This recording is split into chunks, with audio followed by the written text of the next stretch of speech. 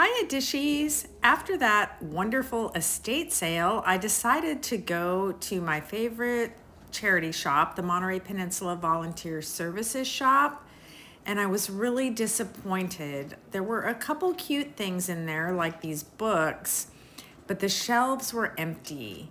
I've noticed that a lot of the charity shops like to really empty out the current inventory before starting fresh for the year, which is usually around Valentine's Day.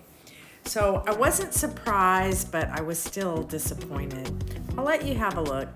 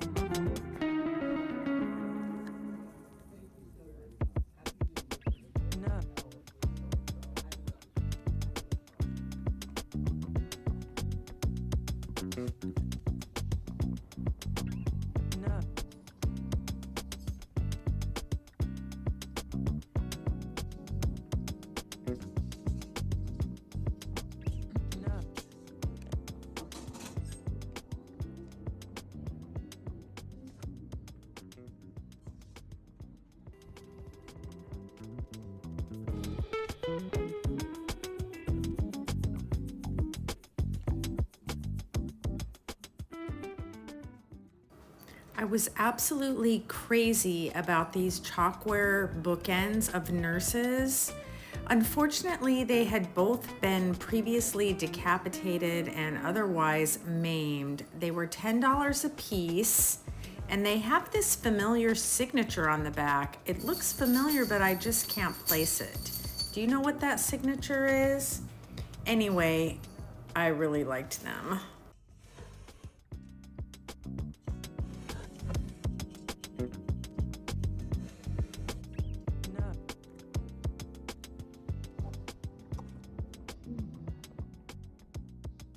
Unfortunately, that is all there is to see here today.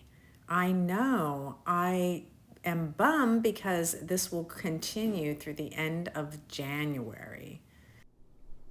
You can see that all I ended up buying were books because that's kind of all they had, but I'm still very happy.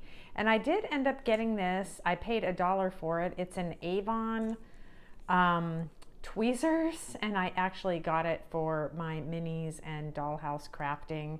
I'm sure these were giveaways from Avon, but yeah, I paid $1 for it. It's for charity, right?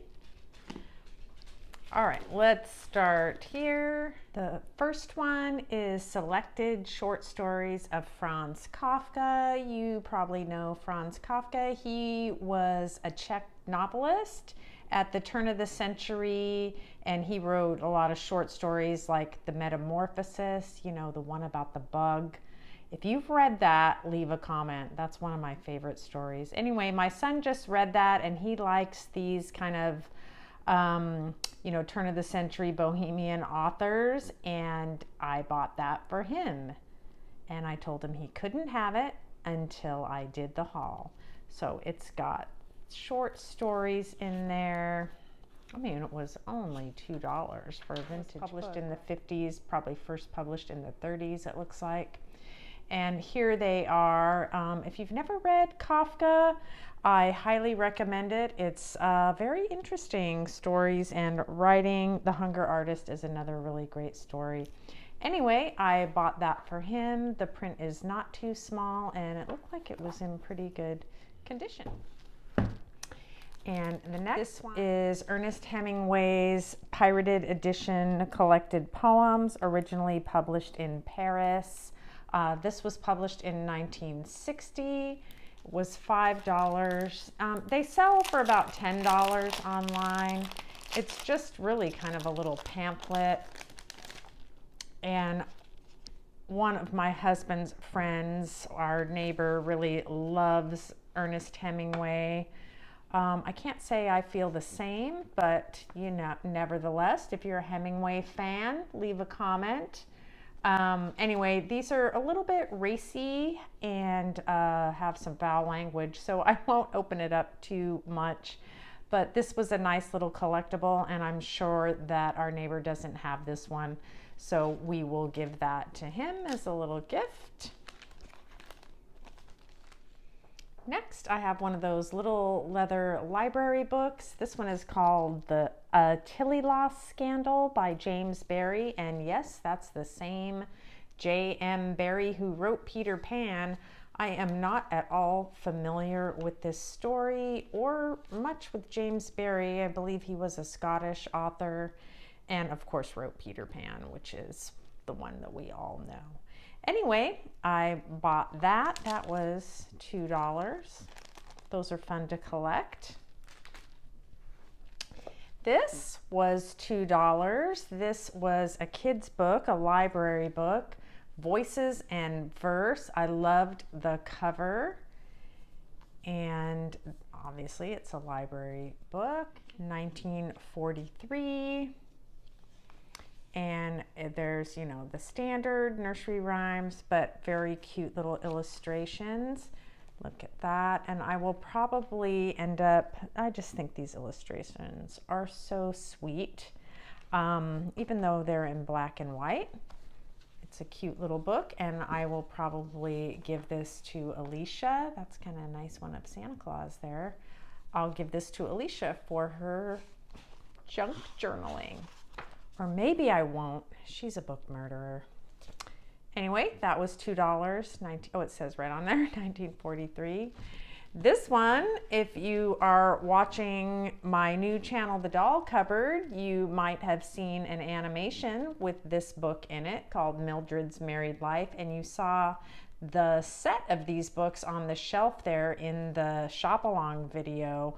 I guess there's a whole series of these by Martha Finley. I don't know anything about Martha Finley or anything about Martha Finley. I know this book belonged to Florence Engelman, and this was May 1917. Anyway, I thought the cover was beautiful. There's really no illustrations or anything else in it.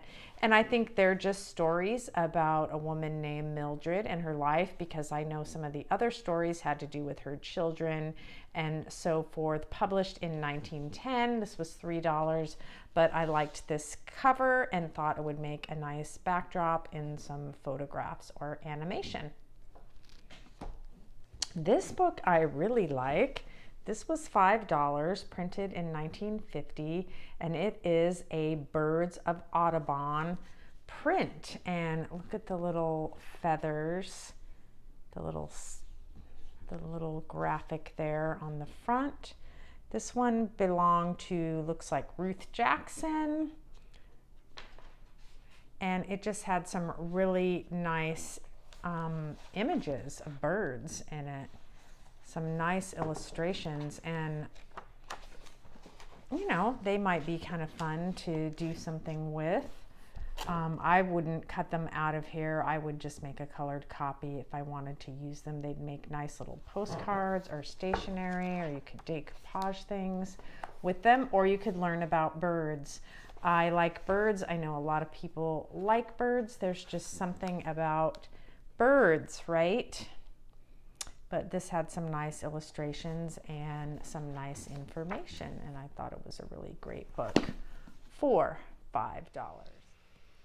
I can't believe I almost forgot my favorite one. Forget all those heady authors. I bought this Erma Bombeck, The Grass is Always Greener Over the Septic Tank. Do you know Erma Bombeck?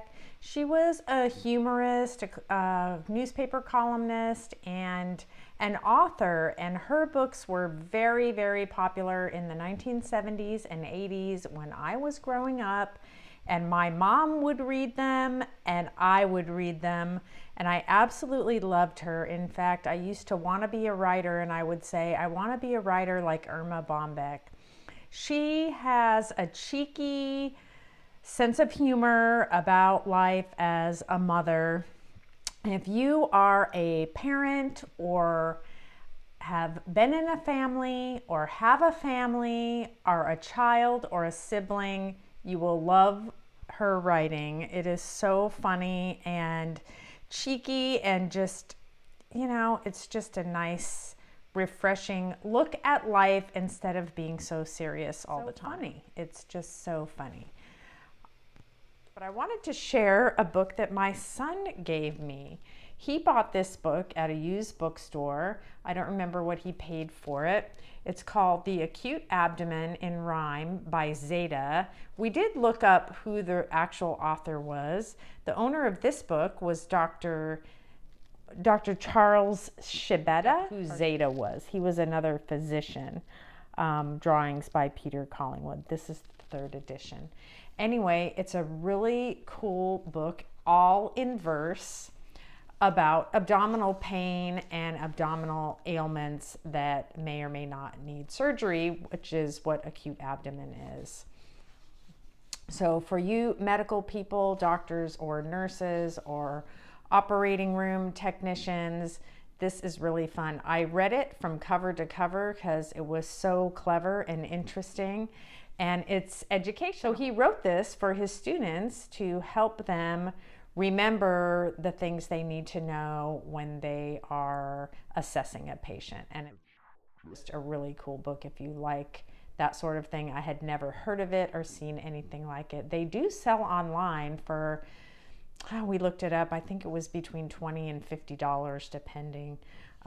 Yeah, so I thought that was really cool. I like old vintage medical books. I have a small collection, and he gave that to me. So thanks, Jules. All right, well, thank you all for stopping by for that short little haul. Have a great weekend, everyone. Ta!